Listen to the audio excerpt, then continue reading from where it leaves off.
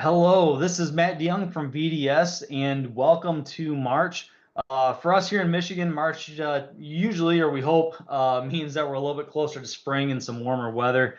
Again, we hope. For our purposes here, though, March also means that it's time to review some Genesys Cloud release highlights from the month of February. So let's go ahead and dive into that.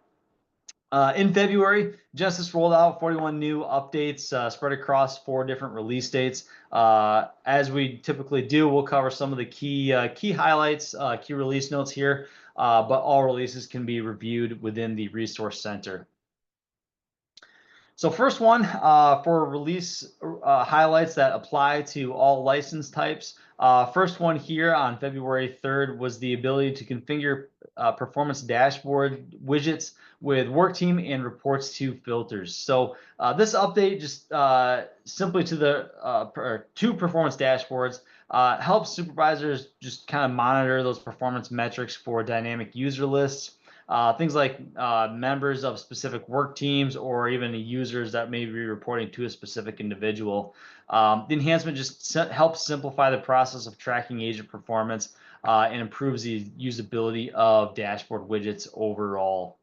Next one here, specific to those who may utilize outbound campaigns within Genesys, Genesys made an update for recurring outbound campaign schedules. So if you have recurring schedules on a daily or weekly basis, the recurring outbound campaign schedules can provide flexibility by just allowing administrators and supervisors to better manage the repeated campaign schedules and make adjustments, even including editing or deleting individual instances of a scheduled campaign or even modifying the entire series. So ultimately, the improvement just helps reduce the need for manual scheduling and offers a little bit more control of the reoccurring campaigns.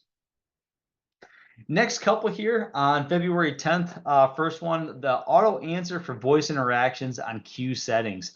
This is kind of a neat one because previously auto answer could only be configured at the agent level. Now with the ability for it to be configured at the queue level, organizations could basically enable auto answer for specific queues. Let's say for outbound queues and outbound campaigns where you want that auto answer to take place. You want the agent to be there, be available, but have the auto answer disabled for inbound queues. So just kind of a way to add a little more flexibility when it comes to managing inbound and outbound calls. And then next one here, the Genesys Insights app for Android. The Insights app was released for iOS last year and is now available for Android. The app just simply allows supervisors to really monitor queues and agents in real time from their mobile device if they're don't happen to be in front of their computer at the time. And they can also set customizable alerts on their mobile devices. So just a helpful one here for all us Android users. Next up, for those who utilize a Genesys Cloud CX2 or CX3 license set, this particular one was released for auto answer for digital interactions. So very similar to what's available for voice interactions.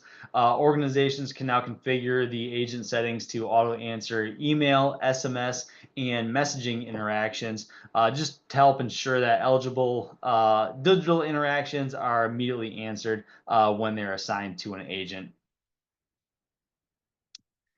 And the next few here for those with a Genesys Cloud CX3 license set or a WEM add-on license as well.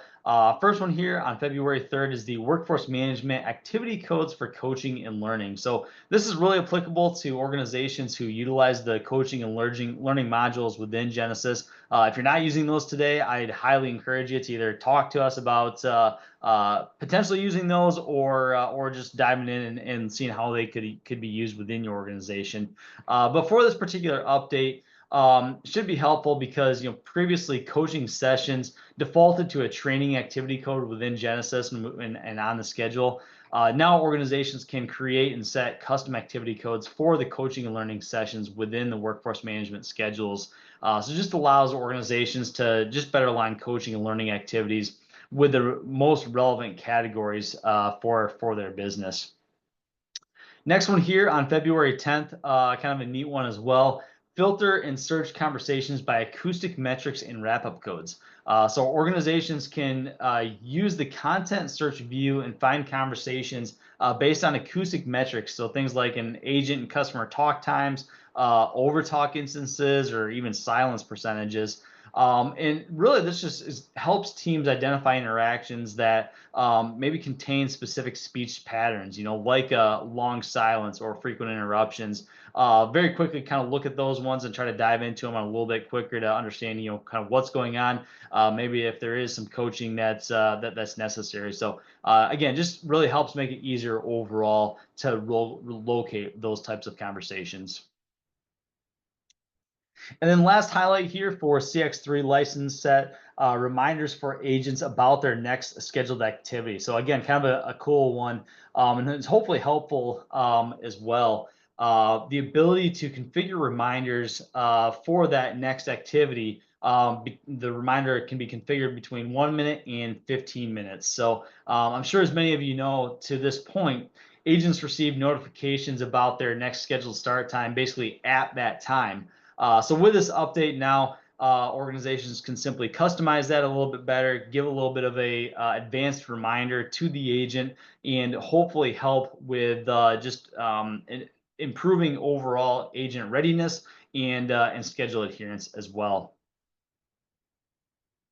And the last couple updates to highlight here. First one for Genesys CX Cloud. And for those that may be looking at it or maybe thinking about moving to utilizing CX Cloud from Genesys and Salesforce, this particular update just simply allows for additional screen pop options within CX Cloud. So really all that does is organizations using CX Cloud can set up Salesforce objects to appear as additional subtabs along the voice call records within CX Cloud, and just really offers more flexibility in customizing the agent workspace, allowing relevant information to be displayed dynamically based on that interaction to the agent. So just some continued investment from Genesys and Salesforce when it comes to the CX Cloud add-on.